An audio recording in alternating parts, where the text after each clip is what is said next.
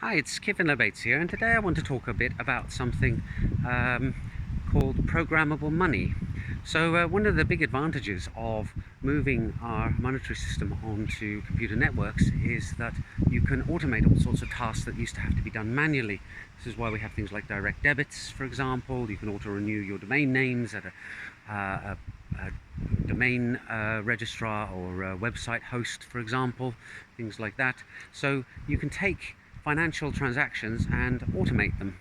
And this is something that caught the eye of Buterin when he first hit Bitcoin and was publishing his Bitcoin newsletter, and led to the formation of Ethereum. Namely, that what if we had a virtually Turing complete programming language attached to something like Bitcoin?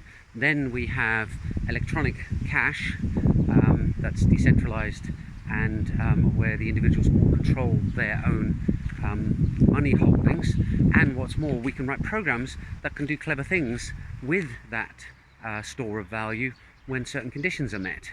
And I think that we are still really only at the very early stages of understanding exactly what can be done with programmable money. And that's partially probably to do with the fact that we still have all these legacy systems out there and ways of doing things that are not going to fade away quickly, because the banking industry is very, very conservative, and they don't really want to move on to newfangled sort of advanced technologies quickly. I would imagine partially out of fear of messing up and ending up wasting a lot of somebody's capital, which could have serious repercussions if we're talking about billions or trillions of dollars.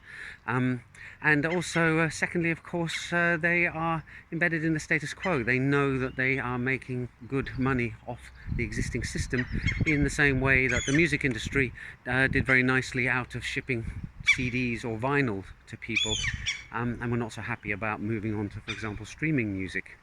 So